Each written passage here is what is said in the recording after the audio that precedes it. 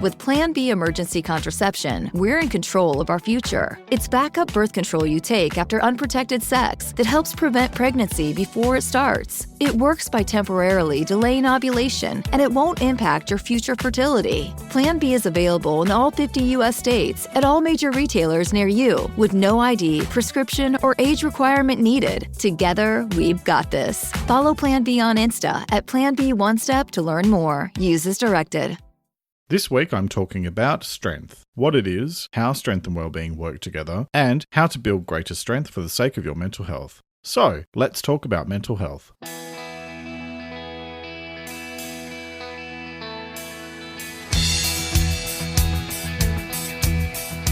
This is Let's Talk About Mental Health, a weekly podcast about mental health and well-being, hosted by Jeremy Godwin.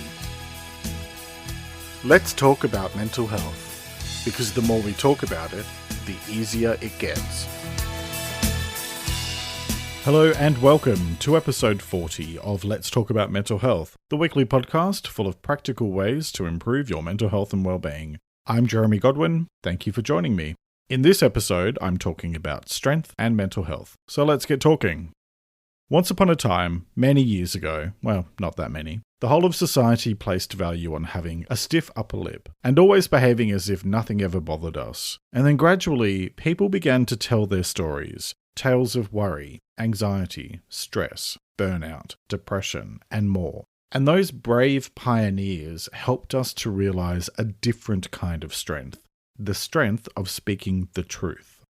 And even though things aren't perfect now, and there are still people who think that the only way to be strong is to act as though nothing is ever wrong, even if it is, more and more of us are finally talking openly about the good, the bad, and the ugly of mental health.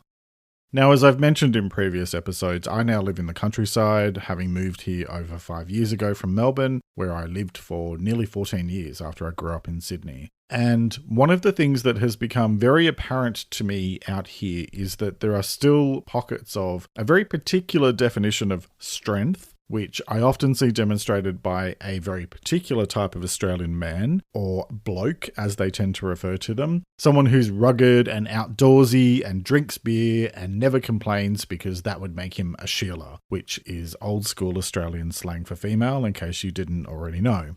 When I worked in employment services for a while, up until a year ago, I even had one of these so-called blokes tell me that he'd do anything except for the type of work that I did, because having to work in an office wasn't very masculine, which just made me laugh, to be honest. And I think, in general, a lot of people still tend to get quite hung up on the idea of being strong as requiring us just to suck it up if we have a problem, and to just get on with life without complaints.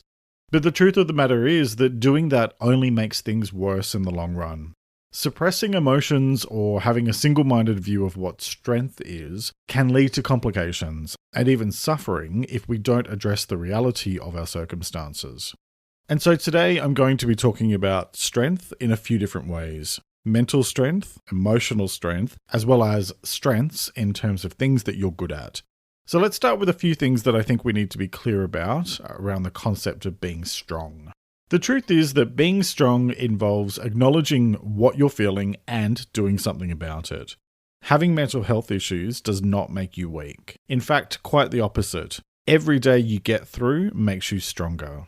Perseverance and effort are signs of true strength, not weakness. Speaking up and speaking out are strengths.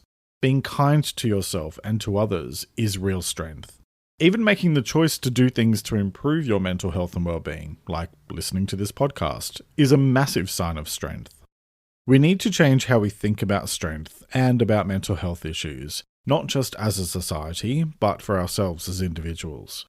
If you look at all the things that I listed just before, effort, perseverance, kindness, speaking out, and then think about the opposite of those things, what you're actually doing is identifying all the things that are wrong with our society. And funnily enough, they're the sort of things, like greed and selfishness, that have somehow been treated as being okay until quite recently. True strength is about how we grow, both individually and collectively. And so when we do things that lift one another up, we're demonstrating the true meaning of being strong. While we're talking about strength, we also need to cut down on how often we use words like weakness. Being weak suggests that something is fragile or inadequate, and the reality is that most so-called weaknesses are actually just development opportunities. They're things that we may not be great at now, but that doesn't mean that we can't be or won't be in the future, with enough time, effort, and perseverance. How we talk about things, to others and to ourselves, really does matter, since it serves to reinforce either negative thoughts or positive thoughts. So, in this notion of talking about strength today, think about the words that you're using and what you're saying both to yourself and to others. In mental health, there is a greater push towards using what's called strengths-based language, and that focuses more on the person than the condition.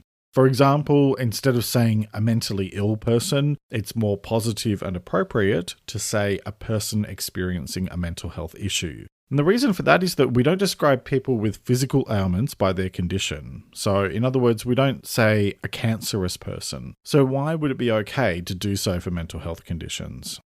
There's an organisation here in Australia called Flourish Australia, and I just want to take a moment to share a paragraph that I think helps to highlight what I'm talking about in terms of strengths-based language. And it is, it can be all too easy to focus on the obstacles we face. Strengths-based language highlights how we can use our innate skills and abilities to get to where we want to be and become who we want to be. It empowers individuals to see themselves as masters of their own destiny, rather than being helplessly swept along by life. Strength implies hope and capability.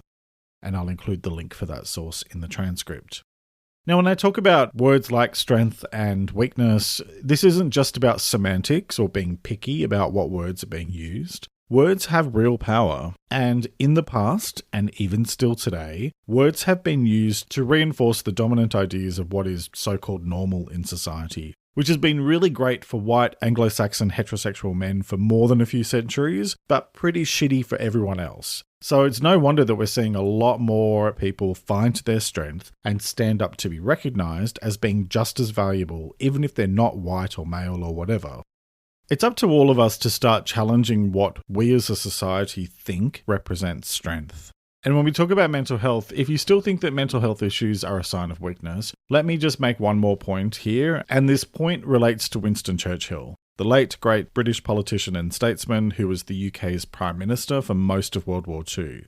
Churchill led an entire country through an unprecedented war, which included the Blitz, where much of the UK was bombed relentlessly by the Nazis for just over 8 months, and more than 40,000 lives were lost. And he did so while living with clinical depression for most of his life. Churchill wasn't perfect, nobody is. However, I find him admirable both for his openness in his writings about his black dog, which was the term he gave his depression, as it always hung around, as well as his ability to achieve things that mean that today we know of him for so much more than just his condition. And to me, that illustrates the point that mental health issues are just part of the human experience. They're not a weakness, and they're not what we should be known for. I mean, I do a lot of work in the space of mental health, but I'm more than just someone who talks about mental health. Okay, so back to my point. So I mentioned that there are 3 types of strengths that I'll be talking about today: mental, emotional, and talents. So let's talk about those, starting with mental strength. Mental strength is about your thoughts, feelings, and actions, the main things that you have direct control over. And even when it might seem like that's not the case, such as when you're struggling with your mental health, you do have direct control in terms of being able to do things to address whatever's going on. Whereas things that are outside of your direct control, like world events and other people, cannot be changed by you. So let's look at those 3 components individually: thoughts, feelings, and actions. So thoughts. This is about developing your strength by training yourself to be realistically positive. In other words, challenging negative or unproductive thoughts and replacing them with positive ones that are grounded in realism, which means dealing with things as they are, not as you wish they were. The second was feelings, and this is about being strong by acknowledging your emotions rather than ignoring or suppressing them, and knowing how to manage them. And then the third was actions. And this is about being mentally strong by doing things that are in your best interests, including taking action to make things better, like seeking support and treatment for mental health conditions, proactively managing your physical and mental health every day, etc. When we talk about strengths in terms of mental health, it all comes back to mindset, and this is something I talked about back in episode 31. And I think that this quote from Flourish, the same article I quoted before, reinforces the point beautifully. Things may certainly get tough at times, but there's nothing to be gained by ruling out your chances of succeeding in life before giving it your best shot. We are powerful, and with the right support, we can do amazing things. And so when it comes to strength, if you're dealing with issues like anxiety or depression, you can either choose to be reduced by it, or you can choose to look at it as an opportunity. I mean, it might look like a bit of a shitty opportunity on the surface, but if you dig a bit deeper, there's gold in them there hills. Mental health issues can challenge you to grow. Mine gave me the strength to make changes I would never have made in my life, and it made me finally start doing what makes me genuinely happy, because the alternative was to give in, and that was unthinkable. In life, you will be challenged to adapt and change, and with that comes an opportunity to grow. The difference is in how you view things. You can either see circumstances as being a disaster, or you can treat challenges as an opportunity. And that leads me into the next point, which is emotional strength. And emotional strength is about letting yourself be vulnerable, feeling what you need to feel without letting it own you, speaking up, and seeking support. In life, we will inevitably have good times and not so good times. And so emotional strength is about having the courage to weather the storms. It's not about how you react. Some of you will be quiet and keep things to yourself. Some of you will be loud and openly share what they're feeling. And some of you will fall somewhere in the middle. It's not about that though. There's no right or wrong. Those are just different personality preferences. Emotional strength is about what you do after something happens. Let me quote from a 2015 article in Psychology Today by Godwin, and as usual, the link will be in the transcript for this. You can find all transcripts and past episodes at letstalkaboutmentalhealth.com.au/episodes. So the quote by Winch is, "Emotionally strong people are less discouraged by setbacks and disappointments, are more adaptable to change, are able to recognize and express their needs, focus on getting around a hurdle rather than on the hurdle itself, can learn from mistakes and criticism, tend to see the larger perspective in a challenging situation, and are able to recover more quickly from emotional wounds such as failure or rejection." And again, the reference for that is in the transcript. You can influence your emotional strength by working on your resilience when setbacks occur, something I covered back in episode 23, and your overall mindset, which I covered in episode 31. So have a look at those past episodes for specific how-to advice, and I'll come back to this in a minute. But before I do, your mental and emotional strength can be influenced by how well you tap into your unique strengths. And that's the third of my 3 points about strength. So let's discuss that. Everyone is good at something, even if it might take you a while to find out what it is or work out how to apply your strengths. A key component of well-being in positive psychology is tapping into and using your strengths, along with other elements including having purpose and meaning, having good relationships, doing things we enjoy and things that challenge us, etc. So when it comes to strengths, focusing on things like our strengths and talents can help us to better cope with adversity. Don't just take my word for it. Let me quote from the Black Dog Institute here in Australia. "Some of the happiest people on the planet are those who have discovered their unique strengths and used their strengths for a purpose that's greater than their own personal goals or benefit." In wellbeing theory, there are 24 strengths that underpin positive psychology. These fall under the following 6 categories. First, wisdom. For example, creativity, curiosity, judgment, love of learning, and perspective. Second, courage, for example, bravery, perseverance, honesty, zest, or enthusiasm. Third, humanity, for example, love, kindness, and social intelligence. Number 4, justice, for example, teamwork, citizenship, fairness, and leadership. Number 5, temperance, for example, forgiveness, humility, prudence, and self-control. And finally, number 6, transcendence. For example, appreciation of beauty and excellence, gratitude, hope, humour, and spirituality. And interestingly, these 6 categories are valued in almost every culture. And as I said, the resource for that from the Black Dog Institute is in the transcript. Now, you might already have an idea of what your unique strengths are. And if not, it's worthwhile spending some time to think about the list that I just went through and consider what you're passionate about, as well as what you're good at. But even if you know what your strengths are, you may not necessarily know how to completely tap into them. And realistically, being strong, both mentally and emotionally, involves drawing from your strengths whilst also addressing your development opportunities. It could also involve looking at your strengths in different ways. For example, for a really long time, I thought that my strengths in terms of things like writing and leadership and public speaking, I thought that they belonged in the corporate world because that was where I found a place to apply them.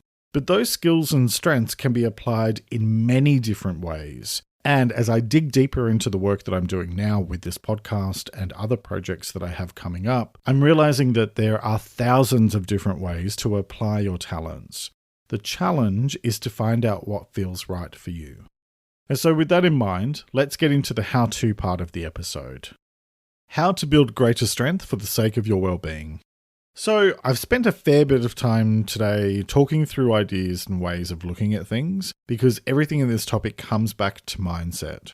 How you view the world and how you see yourself in it will have a direct effect on your mental and emotional strength, as well as how inclined you are to draw on your unique talents to make things better for yourself and for others. And so this how-to section about strength begins with choice. The choice you make about what strength means to you. Instead of focusing on the negative, choose to focus on the positive and work your way through things based on a belief that things can and will get better. The next point on my how-to list is be patient and vigilant. Strength doesn't just happen overnight, and it takes work, which I'll discuss in a second, but it also requires you to be prepared for potential setbacks.